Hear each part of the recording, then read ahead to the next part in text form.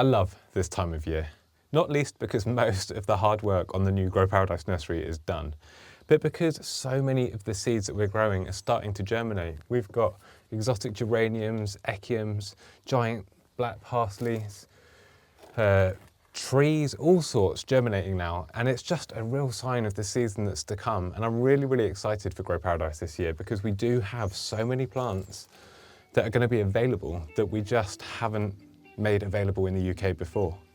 Let me actually give you an update on the nursery because you haven't seen it, with a few more things that have been done. So I've finally got 3 benches out here. Both of them, or all 3 of them, are double height, so that we're going to have loads of space to grow plants like the half hardy and the hardy plants from probably about now or February time, when there's no risk of frosts outside, throughout the season. And it's just going to really, really increase the space that we've got to grow some of these tropical style plants. Now on top of that, we've got the 3 IKEA covered shelves. I've got 4 more of those to build, and I think I said in the last video that I was going to build them. I didn't get around to it yet. There's been so much on, and if I'm honest, we've had the coldest temperatures ever recorded in the Grow Paradise garden recently. We experienced minus 5.7 degrees Celsius, so I had to come out here, wrap some additional fleece around the tender plants that are still planted out, but also fleece the benches with any plants that were out here at that time. Fortunately, there's still some space in the greenhouse, so anything really tender I could move in there. Now, a lot of the plants that are out here now, today, are just out enjoying the breeze and the warmth of the sunshine, but they will get put back in if temperatures drop below 5 degrees Celsius, really, because I've got the space at the moment to keep them protected in there. Now, previous seasons, we have only ever had this 6 foot by 8 foot greenhouse. So to have this additional space, I know it's modest, but I really do feel like I've won the lottery. We always talk about our patch of paradise on this channel, and I love having my own garden, the display beds. Then I got the greenhouse, which was amazing. And now to have this additional space, even though we've had to do away with all this area that was just for ornamental planting before, it just feels like an upgrade for me. And it is just that reminder to make your space what you want it to be. Plant what you like. It's your patch of paradise. Now, I have a plan. There's an area here where the decking used to be, and I'm thinking of adding a wildlife pond. Now, this space is where the deck used to be, up to that post there, and then the garden started. So this is space we gained with part of this transformation of the Grow Paradise nursery. So nothing was planted here, but I extended this jungle border that stopped there for the last 2 or 3 years. And first I was thinking of just planting here to add to that wind buffer, which I'll still do to a degree. But when we first did this garden, I built a stream that attracted so much wildlife. And as I say, I want to attract wildlife to the garden still. So I've got enough space here to create a small wildlife pond, and the gutters of the greenhouse can feed it with rainwater. At the moment, all of these pots are just plants that I had to dig out as part of the kind of garden rearrange. And in time, these will either go into our new tropical courtyard, which I keep alluding to, and you will see soon, or I'm going to replant them into some of the borders here, or I might sell them. We'll see. But I'm definitely going to add a pond here. I'm going to raise it up a bit, do some slopes, plant some nice colocasia, some big kind of tropical leaves, because this area is shady in winter and partially shaded in summer, which is the perfect condition for a wildlife pond because it's not going to overheat and it's not going to go green. So this will be in a future video. It's very, very heavy clay, so I'm going to have to do it before the conditions get really hot and dry because it will just bake hard. So this will probably be done in March or April if I can find the time. But I just love having a pond in a garden. It really brings so much life to the space. You notice there's just enough room for me to squeeze behind the benches here to work on this bed. It also means that I can come up and down for filming. That's something else we have to consider in the Grow Paradise garden because we want to keep sharing tips and guides with all of you to help all of you grow your patch of paradise. Not only has it got to work as a functional nursery, as a small domestic garden, but it needs to work for filming as well. We really do like to make things hard for us. But yeah, a wildlife pond over here, because if we can recruit the wildlife that passes through the Grow Paradise garden and the Grow Paradise nursery, They're going to help manage pests like aphids, slugs and snails, and a pond is going to attract frogs, toads. We've had a couple of toads here already, and newts. We don't use chemical pesticides, especially not when we're outside, because we don't want to harm wildlife. I was so pleased recently to see a ladybird in the greenhouse. Ladybirds prey on aphids, and at the tail end of winter, when so many of us have tropical style plants, tender plants in our greenhouses, and they're starting to shoot with the daylight hours getting longer, that tender growth is so susceptible to aphids. So to see that the ladybirds are moving in and they're doing their thing in there, it's real kind of teamwork with the wildlife, and it's exactly what we want to kind of achieve in this space. So I'm really, really chuffed so far with how it's looking. We've got a lot of exciting plants on the way. Now I'm really pleased with how this corten steel edge has turned out. It was hard work to put it in, but after we got all of these Cotswold strippings down, I can see how it's bringing the whole garden together, and this is going to last such a long time. Now the Cotswold strippings, this is 1 tonne that we had delivered. I shoveled that all in, and that is another benefit of having a small garden, is jobs like that would be so much work in a bigger space only take about 45 minutes here, and you get almost an immediate transformation. It's a bit like ground force used to be. Now I love the look of this corten steel edge against this lime green foliage of this Acorus grass.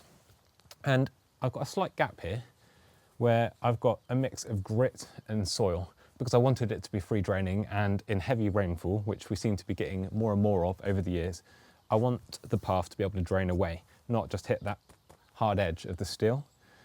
I'm thinking of planting along here some succulents, hardy succulents, sempervivums, just to add a really interesting texture here, and succulents look great against the corten steel edging. Behind me is a pile of fleece, under which is my Musschia wolastonii, which is a plant that is tender. I didn't get it to survive outdoors last year, and I didn't give up, so I thought I'd try again this year. But as I say, we experienced -5.7, the coldest temperature we've had here in all of the years that I've been growing in this garden. So let's have a quick look and see what it looks like. Yeah, as expected, it is very, very soft on the top. Actually, soft is kind, it's rotten, but the stem is good. So maybe we'll get some basil shoots, some shoots from the base of the plant when the weather warms in spring.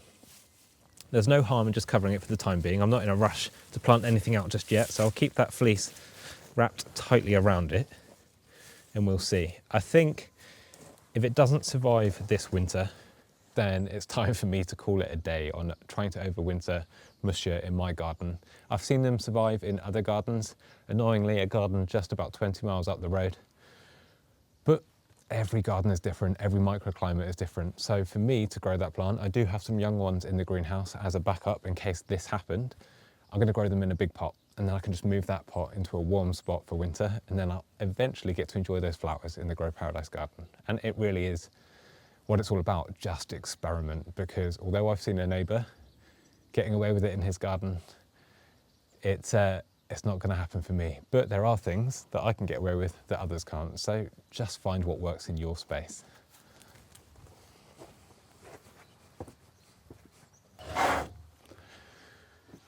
Now, since I got a greenhouse, I'd say February onwards is just the best time of year, because it really jump-starts the gardening season, and you don't need a greenhouse. If you get something like one of those IKEA units that I've just shown you with the covers, it acts like a small polytunnel that will function on a balcony, kind of on a courtyard. No matter what space you've got, you can turn it into a patch of paradise. But for me, this small domestic greenhouse has just, well, it's transformed my life.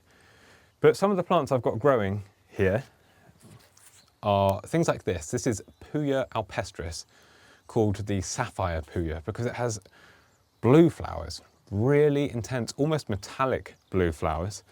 And blue is one of the rarest colours in nature, obviously apart from the sky. One of the rarest colours in botany, let's say.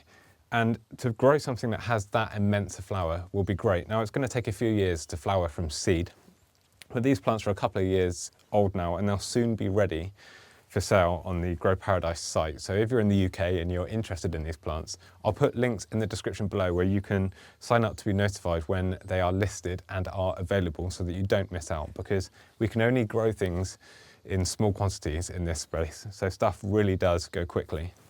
And something else that I have propagated from cuttings is my Euphorbia cross Pasteurii and that John Phillips cultivar that I feature on the Grow Paradise channel so much because it's just such a great plant. I've managed to propagate 18 to 20 of these, and they will be available in the next probably 2 or 3 weeks. So again, I'll put a link in the description if you're interested, because there's already a bit of a list building up for people that want this.